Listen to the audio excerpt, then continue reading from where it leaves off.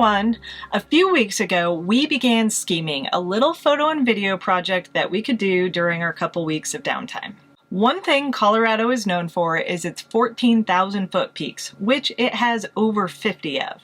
So we decided we would hike 14 14ers in 14 days, and of course visit 14 distilleries while we're at it. Whoa. But Mandy put me in charge of planning, which could only mean one thing. The project had to be bigger. So our 14er project quickly evolved to also include 14 breweries, 14 coffee shops, 14 scenic drives, 14 water features, and 14 native wildflowers. That's a total of 98 feature things in Colorado.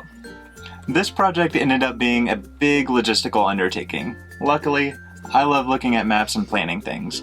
The 14ers and distilleries were definitely the hardest parts when it came to planning. I wanted to choose 14ers that were relatively easy and wouldn't leave us wiped out after big hiking days.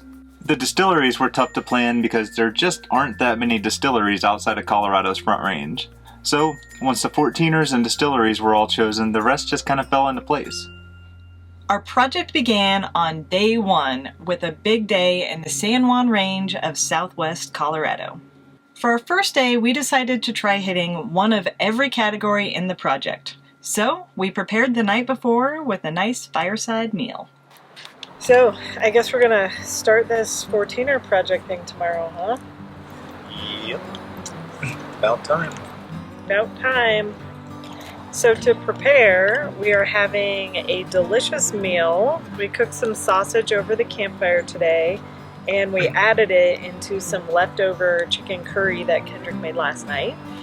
We have our bags packed, water, camera gear, everything we need for the day tomorrow, because it's only 7:30, but we gotta get to bed early because we have an early day tomorrow. Our day began dark and early with a 4 a.m. wake up.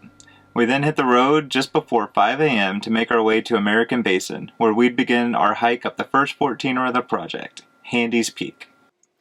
It's about 4:30 in the morning, and we're starting our day off with a bowl of cereal. Don't usually eat breakfast, but might as well eat it before a little hike. Let's get it. Driving the San Juan Jeep roads in the dark is actually my preference. We were the only ones on the road at 5 a.m. versus later in the day when there could be hundreds of Jeeps and ATVs. We started hiking shortly after sunrise and enjoyed the brisk mountain air. We're going up Handies Peak, and it's 38 degrees and I'm cold. All uphill from here, so it should warm up quick enough. Alright, let's go. About a quarter mile up the road, we encountered our first obstacle, a water crossing. Oh man, we just started walking and we already got to a river with no rocks. So I took my shoes off so they don't get all wet. Oh, it's freezing. That's the Mandy approach.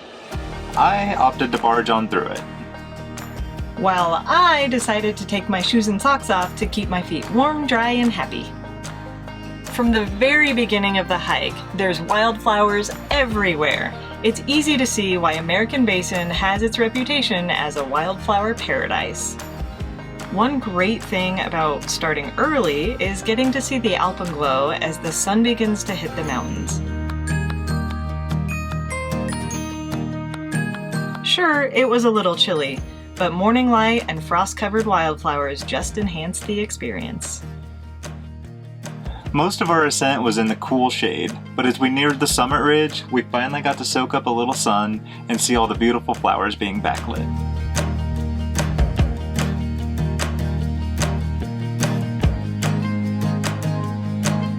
Honestly, the flowers stretch from the basin floor all the way to the summit at over 14,000 feet.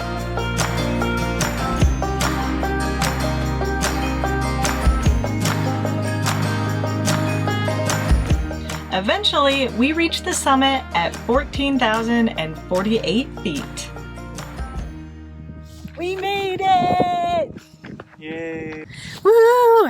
Day one, peak one is done, And Kendrick was nice, and we started off with an easy one, so it really wasn't that bad. It was a beautiful hike, so many wildflowers. And it wouldn't be proper Mandy and Kendrick style if we didn't bring a little flask of bourbon to have a nip or two. Cheers. Here's to day one. We lingered for well over an hour. The weather on top was just about as perfect as you can get at 14,000 feet. So we enjoyed the sunshine, blue skies, and a celebratory flask of bourbon.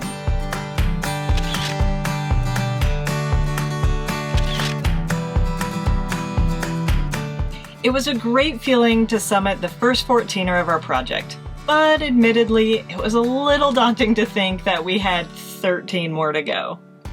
Of course, we couldn't stay on the summit all day. We still had a lot to do, so we started our descent.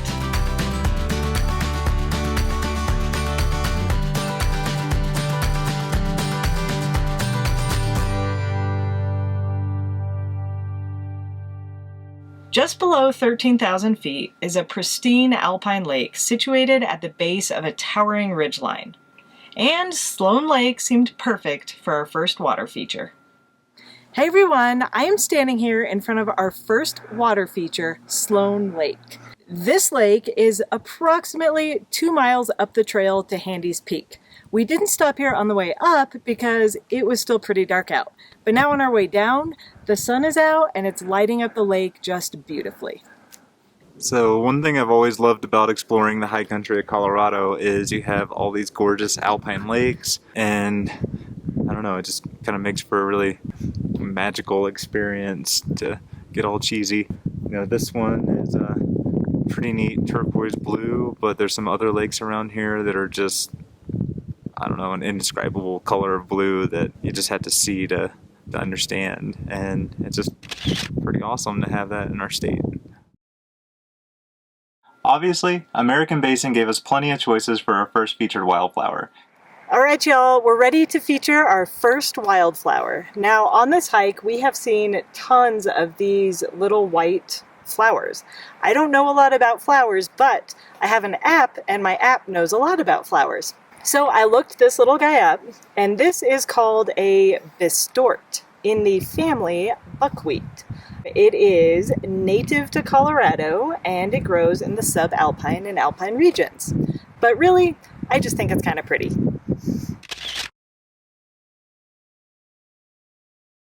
The drive from Silverton over Cinnamon Pass to American Basin was the first scenic drive of our project. After experiencing all of it in the dark on the way to our hike, it was time to see what beautiful views we missed. This road is only open for a short period during the summer months. Up until a few days before our project, the road was impassable due to massive avalanche debris from a record-setting winter. From Silverton to American Basin is about 17 miles one way, topping out at 12,640 feet on Cinnamon Pass. This rough drive is full of big mountain views, flowing water, and tight switchbacks. We even got to drive through freshly plowed 30-foot tall snowbanks. After a quick stop to freshen up at the camper in Silverton, it was time to head to Durango. We'd already accomplished a lot, but we still had 2 distilleries, 1 brewery, and 1 coffee shop to visit. Honey House Distillery, just north of Durango, was our first stop. It's located in the back of Honeyville, which has been family-owned since 1918. I think that's pretty neat in the era of dying mom-and-pop shops. Honeyville has been making honey for over 100 years and also makes flavored honeys, jams, syrups, sauces, mixes, body care products, and sells random knickknacks. If you poke your head around a little bit and make your way to the back corner, you'll find an unimpressive little bar where a lady will pour you a few milliliters of their products and then try to get you to buy something. Personally, I wasn't too impressed with the products or the experience, but some people might enjoy it.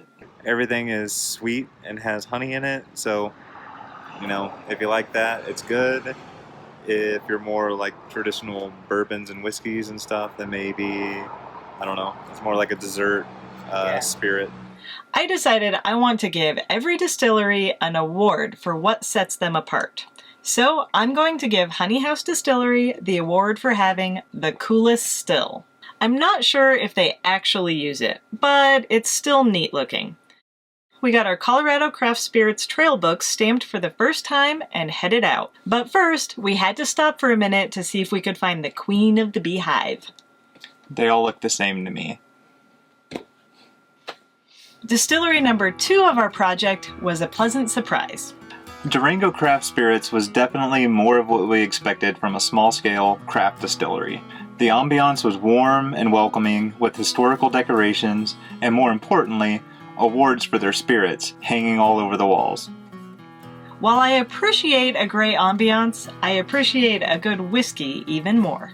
The spirits are one area that Durango Craft Spirits certainly don't cut any corners. They're the first grain-to-glass distillery in Colorado since Prohibition. That means they mash, distill, and bottle all of their spirits at their distillery in downtown Durango using only regional grains from Colorado. The name and bottle of each spirit also highlights something important to the founding of Durango back in 1881.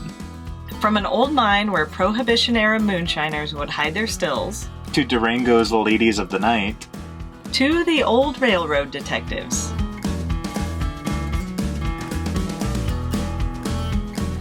Bourbon always tastes better when you're wearing bourbon socks. The highlight of the visit was definitely getting to chat with the owner/distiller, Michael, and his wife, Amy, who was slinging drinks behind the bar. So this is Durango Craft Spirits. I'm Michael. This is my bourbon. It's called Cinder Dick. Cinder Dick is a old railroad term for a railroad detective back in the day. This is a 5-grain, all local grain bourbon. It's a straight bourbon, so it's aged minimum of 2 years. It's all single barrel release, 94 proof, and most recently, 50 Best Bourbons gave us gold medal. So we decided to buy a bottle of their Cinder Dick Colorado Straight Bourbon Whiskey to celebrate the kickoff of our 14-day project. Next up was a much-needed coffee stop. We'd been awake since 4 a.m. and were starting to fade a little bit. Nothing a good old-fashioned Americano can't fix. Magpies Newsstand Cafe was the choice for our first coffee shop on this project. Every town seems to have more than a handful of coffee shops, but one thing we wanted to do was highlight places that might not be somebody's first pick when visiting an area. Magpies is a busy little shop, serving up coffee, sandwiches, smoothies, and ice cream. They have a little newsstand with books and magazines if you need some reading material, plus they're locally owned. Ice cream and coffee, can't beat that! Now, the moment we've all been waiting for. It was finally time for our first brewery of the project. If you're going to Durango and can only visit one brewery, it has to be Ska. They've been around for 24 years, so they must be doing something right. Their amazing beers can only be rivaled by the delicious food coming out of the in-house food truck.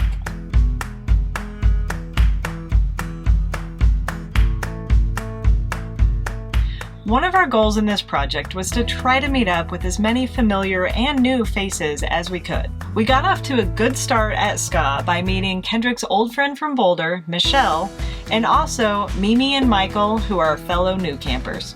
All 3 of them are Durangotangs, like they're from Durango, and gave us a great perspective on what it was like to live there. My feeling's always been it's amazing to live in a town like Durango where people plan and spend a lot of money and time to come and visit on vacation, and we get the chance to live here. It's amazing. For me, it's about my family heritage. I'm 5th generation, so there's lots of history here, and I love having that connection to my family, and of course it's where I met him too, so. It's just not a big city, I guess. You know, I was in one of the coolest towns ever, which was Carbondale, where Kendrick last visited me. And that was a place that had no McDonald's, no Walmart, no Starbucks. That's changed since then. I grab my bike wherever I want. Durango is kind of the same, but you have more shopping and just more stuff available. And you can do stuff on the river, you can go on a lake, you can hike, you can ride your bike, you can ski. Like, it's just a neat, more of a quieter town.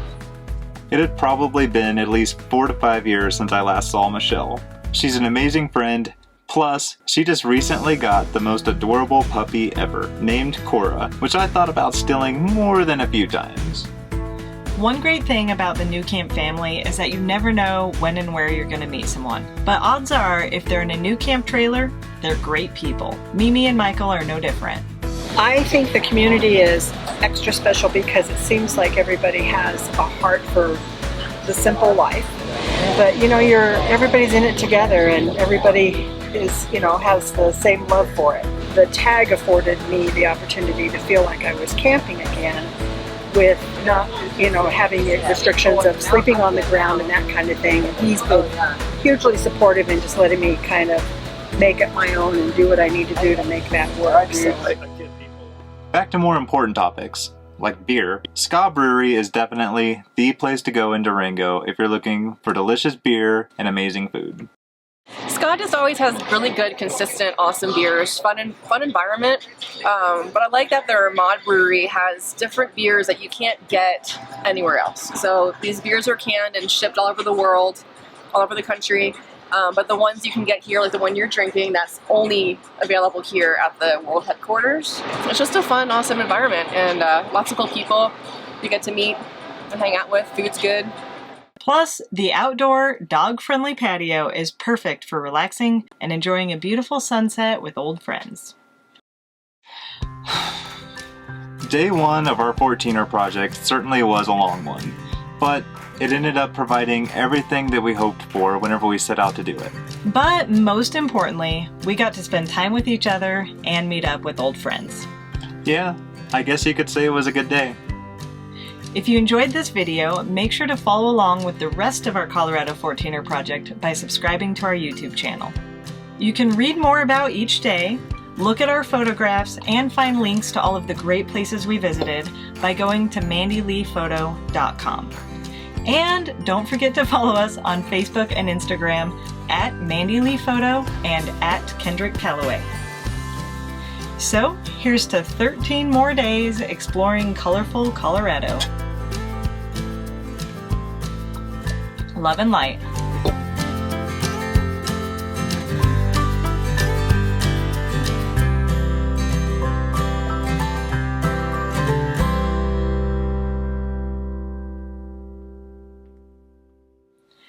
We even got to drive through freshly plowed 30-foot snowbanks. Is it powed? Plowed? Powed. Freshly plowed? I think. That's hard to say. Okay. Freshly plowed 30-foot tall snowbank. One more time. One of these days.